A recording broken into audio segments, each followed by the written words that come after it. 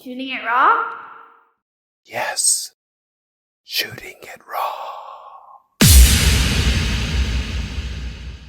Oh, I love it. I love it. So it's a color photograph, but because of the subject and everything, it looks very monochromatic. So there's like a sort of a what are those called for the eyepiece for the magnifier? What's it called? What's that called? Oh, there's a hand lens. The hand lens. Okay, so there's a hand lens, and it's sitting on a rock that it could very well pass as for a fossil, but it could just be a piece of dried mud, and in it is the imprint of a couple of leaves, and this cake of rock, which could be a fossil, but I doubt it. But is actually sitting on a kind of gravelly stone beneath, and in it you could just see some hints of color of like coniferous leaves, pines, I guess. Yeah. So what am I looking at? So you are indeed looking at a fossil, and believe it or not, that imprint that you see in the rock there of the leaves is over 40 million years old. Oh, sweet. The Yeah, so detail's fantastic. I know it's really, really a cool piece of history there. And I was lucky enough as a child to grow up in a place where those fossils were really just down the street Oh, from wow. me. Wow. Yeah, down the alley. The kids, we'd always meet in the alley if we're going to ride bikes or, play some baseball or what have you. And one of my favorite alley activities was to go to this place where the bedrock, the sandstone, was exposed, and Okay. break off chunks of this rock. And we thought we were looking for dinosaurs. We didn't have the era quite right, but nonetheless, we saw all these great fossils and grew up doing that. Wow. And only later, when I began writing this most recent book about climate change, did I really bother to look up the history of those fossils that I'd grown up around. Right. And I realized that by random chance, my childhood home was perched on this ridge of sandstone that dated back to a time that climate biologists now and climate scientists look to as sort of an analogy for modern climate change. It was a period of time when the Earth was a lot warmer, when there was a lot more carbon dioxide in the atmosphere. Yeah. And so it's something that scientists now look at as a model for where we're headed. And I grew up looking at that stuff all day long. So anyway, it was a great revelation and fun for me to get back to that part of the world, find one of those fossils when I was doing research for the book, and then talk to a scientist who's done a lot of studies about those fossils and about that era, and pick her brain about what it means for modern climate change. Okay. So let's dive into that for a little bit. So how many books have you written? I have written 6 books. 6 books. Okay. This book, let's go back to the impetus of, was it your publisher who said, "Hey, Thor, you got to do it. You got to put together another book"? Or is it was the impulse internally where you're saying, "Okay, I this book has to be written. I have to do it. I'm committing to it." So talk about the book, like where it came from, and hook people on it, because I personally am fascinated. But yeah, go for it. It's really has to do with polar bears, believe it or not. Okay. And the inspiration, in some ways, truly, came to me from that iconic image that we're all familiar with of the lonely polar bear stranded on a shrinking iceberg. Yeah. And that has become really iconic for the biological impacts of climate change. You see it everywhere in discussions of the climate crisis. But too often, in my opinion at least, the conversation stops there. We show that image of the polar bear and then move on, in doing so overlooking this incredible biological backstory that is really at the heart of any climate change scenario. Okay. Because if you think about it, what matters isn't so much the change as how plants and animals respond to the change. Okay. So if all species on the planet got along just as well in all sorts of conditions, then you could change the weather all you want and it wouldn't matter. What Right. matters is that every species, including our own, has adapted to particular environmental conditions. Yep. And that is the challenge then for this period of rapid change, is what happens when you change those conditions and how do plants and animals respond. It's the sum of those reactions Yeah. that will really determine the future. So, So I felt that that was something not being covered nearly enough in public discourse, and I wanted to investigate it, find out what biologists were measuring in the field, what sorts of responses were already playing out, not the predictions, but what's already happening that we can see on the ground, and translate their stories into a book form that anyone could read okay. and learn. Right, right.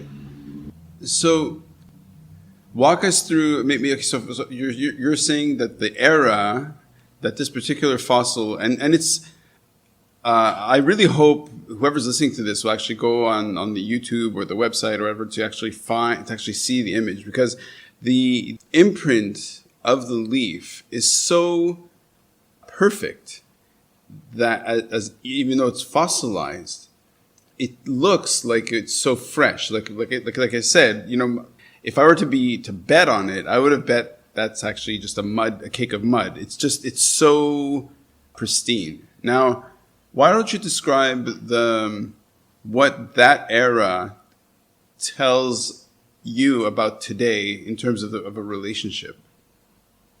Sure. Well, I spoke with a woman who has spent a lot of time studying fossils from that era.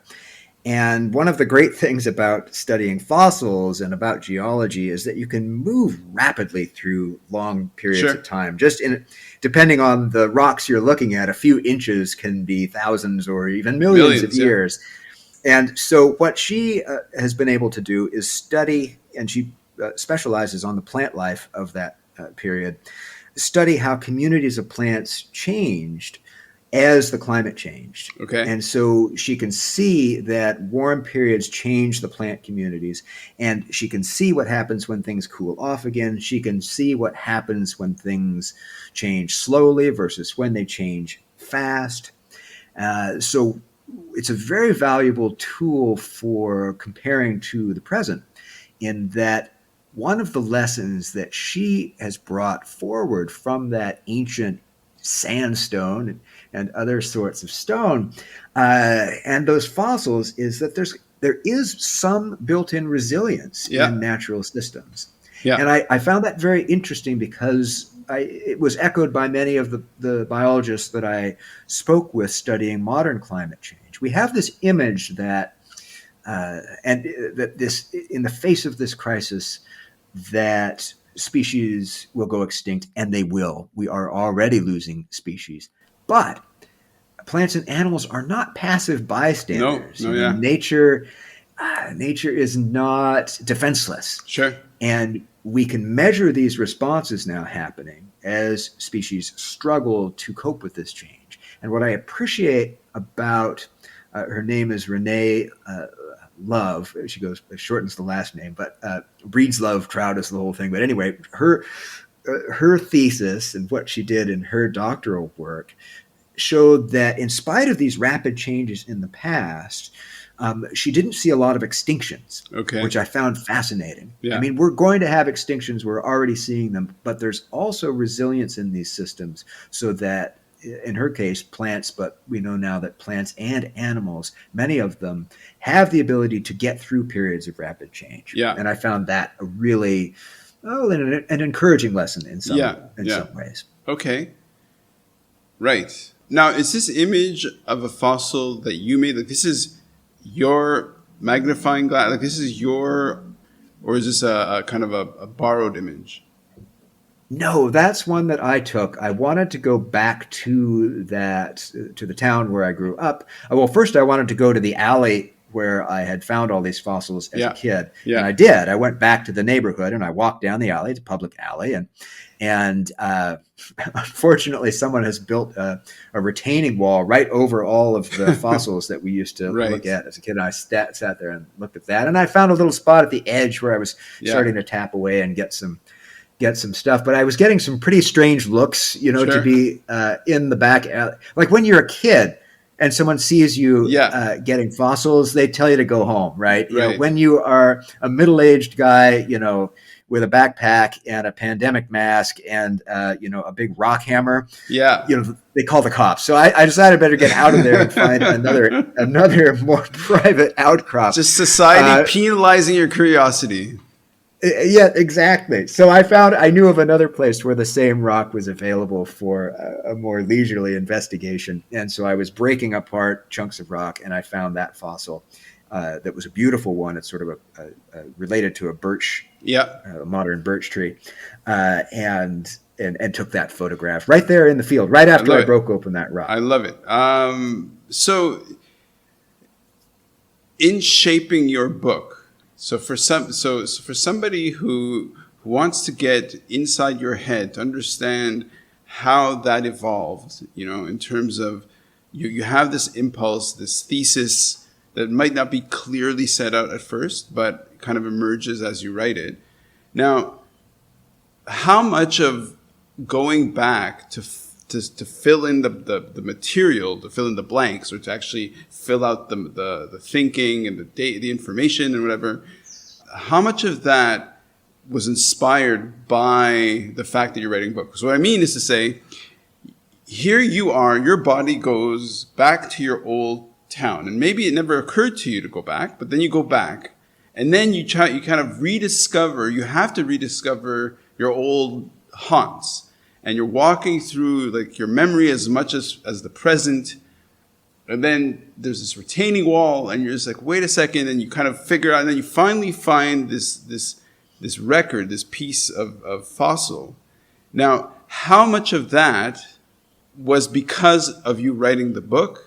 And how much of that was because of just you trying to satisfy the itch of saying, well, I've got this curiosity. I want to see if I can find some kind of evidence to support that. You understand, like, or how's this? If my question isn't clear, how about you formulate a question and answer that one? No, I think I see where you're going. But for me, when I'm working on a book project, I spend a lot of time at the beginning creating a really detailed outline. Yeah. Because as you can imagine, for a topic like the biology of climate change, there's just a deluge of information out there. And I really had to come up with a way to organize it. And so I organized it into describing and researching the specific challenges that rapid change creates for plants and animals. It changes the timing of events in nature. There are weather extremes that they're unaccustomed to, all of those sorts of things. What really happens that challenges them? And then how do they respond? Do they move? Do they adapt? Do they evolve? Do they find a place to take refuge? All of those sorts of things give the story some form. And then I go and start looking for the examples and the specific narratives that are going to fill out that outline. Okay. And it's at that stage where things take on a real sense of creativity and spontaneity, in that you find these stories that take on a life of their own. Yeah. And I was astounded in that portion of the book, because I had mapped this out, but I did not know at the time the age of the fossils that I dug up as a child. I did not know that happens to be, a period of time that modern scientists are really interested in terms of climate change. I'd never met Renee. I'd never heard of her work. So that's in some ways a really fun part of putting a book together. Sure. When you get to something like that really takes on its own story and draws you along with it.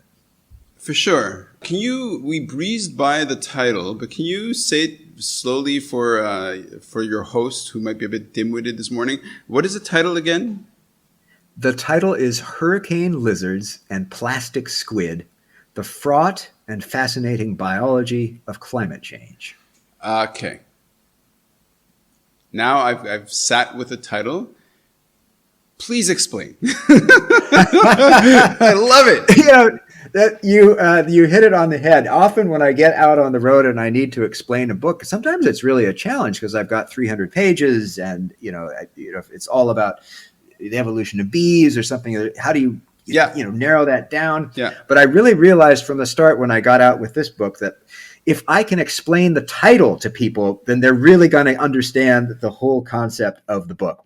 So we can break that down, and we can break it down by phrases. The biology of climate change really has to do with what happens to plants and animals when you shove them outside of their comfort zone. Yeah. And the comfort zone for us is, we're familiar with it as the place on the thermostat that you set the temperature in your house or your apartment, right? And so we set it at 70 degrees Fahrenheit or thereabouts, which is right in the middle of our comfort zone. So climate change biology really asks the question, what happens when it gets outside of the comfort zone? What happens when the climate is uncontrolled or even out of control? And so that leads us into the ways that plants and animals adapt to that sort of change. Yeah. And it leads us to a concept that biologists call plasticity, which means how, if you think about the old comic book character, the old superhero Plastic Man, who can stretch and bend his body into any shape at the drop of a hat to overcome any challenge, that would be a pretty useful way to respond to climate change. You can do anything, right? And so we look at plants and animals to see what measure of plasticity they have. Okay. Can they change their behaviors? Can they change how they live to cope with these challenges? And we see a great range of plasticity in nature. If we were going to have an Olympics of plasticity, you might give a medal to this creature called the Humboldt squid. Right. Okay. And the Humboldt squid is a species that has a big range in the Pacific Ocean, but in Mexico, in the Gulf of California, there's been a squid fishery on these things for decades. Yeah. Yet, after a series of marine heat waves, climate-driven heat waves in the water that occurred and continue to occur in that region, the squid just disappeared. Yeah. Everyone figured, well, they've shifted, they've gone to find their comfort zone somewhere else. Right. They've gone to other parts of their range. Until scientists went down there and did some surveys and found that, in fact, the squid were still there and more numerous, really, than ever. But instead of moving to cope with this heat stress, they had changed their lifestyles radically. Oh, wow. They were maturing in half the time, living only half as long. They were eating different foods. And under those constraints, their adult bodies were only a fraction of the size that they had been in the past. Okay.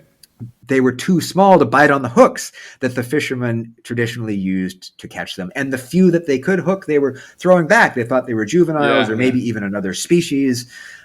So that sort of plasticity is a very useful trait in terms of coping with climate change. Fascinating. And most of what we've seen to date in nature is some version of that kind of plasticity. Creatures that can change their behavior, change what they eat, change how their bodies really even develop to deal with these new conditions. Those things are already baked into their genetic code, if you will. Yeah. They've got it in their DNA somehow.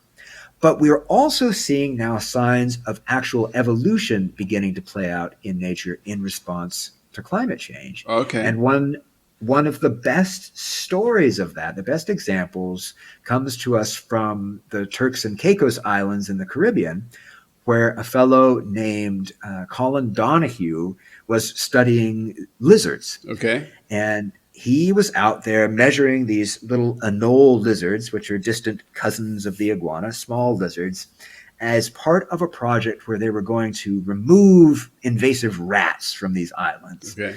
And the rats had been eating the lizards, so if you remove the rats, the lizards should do better. And so he went out, measured all the lizards, and then they were going to get rid of the rats. But then 2 hurricanes struck back to back and flattened that island. Okay. And the rat project was put on an indefinite hold. But Colin realized that he had a rare opportunity to study the effects of the hurricanes. So Sure. he went right back. And it sort of had a scientific bit of deja vu. He redid the exact same field project he'd just completed. Makes sense. And he measured all the lizards again. And he learned that the lizards that survived those hurricanes were the ones with the largest toe pads, and the largest, strongest front legs, and the shortest back legs. Huh. And he wanted to figure out then, well, why is that? The population now, all those parameters have changed in this population of lizards. These are the ones that could survive a hurricane. So he needed to know how lizards behaved in hurricane force winds. Right. Of course, you can't stand there in a hurricane taking notes. Sure.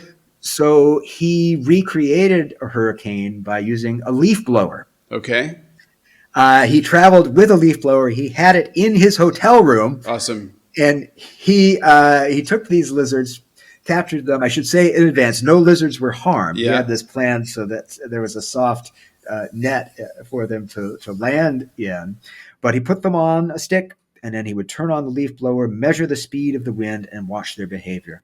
And when he did that, he could see how, as the wind increased, their back legs would slip off the stick and leave them hanging on for dear life with their front legs. Yeah. And their whole body flapping like a flag in the wind. Until it became too strong, eventually they would slip off. So that perfectly explained what he'd seen in his data, because the toe pads of lizards are sticky and help grip to the stick, and the strong front legs help them hold on tight. And it explained those short back legs, because as the body was flapping in the wind, shorter legs meant less drag on the body. Right. And that could help them hang on for a few more seconds. Wow. So he realized that he had seen survival of the fittest in action. And he went back, saw how those traits were being passed on to the next generation, and showed that, in fact, he had measured evolution taking place, not over the course of hundreds of years, in a single field season. That's amazing. Amazing. Yeah, really cool. When sometimes I have a guest, so you had mentioned, for example, the polar bear on a ice cap. Well, one of the guests I had, based in India, was a wildlife photographer who one of his most celebrated images is of the lone polar bear stuck on an ice floe. So, I know we could get lost in this. How about we move on to the next photo? We haven't gone through the whole title of your book yet, though. Or have we? Let's see. What do we got? We had hurricane lizards, plastic squid. We had the biology of climate change. Fraught and fascinating. Fraught, I think, is almost self-explanatory in that as these things shift, it upends all sorts of ecological relationships. It upends competition. It changes things like pollination and interactions like predation as these species all change. And yes, it does also increase extinction for some species. And we've seen that already with the bramble-key malomies, which is a little mouse-like creature in Australia. Right. The first documented mammal casualty to climate change, all of its habitat now inundated by sea level rise. Wow. So I think studying these biological questions about climate change, it doesn't make scientists worry less about the crisis, but it can help us to worry smart. Help us to be smarter. Yeah, I mean, you can only manage what you understand. So if Yes. like it's patently to me reasonable. Let's take this as the ideal segue to go into your next photograph. Excellent.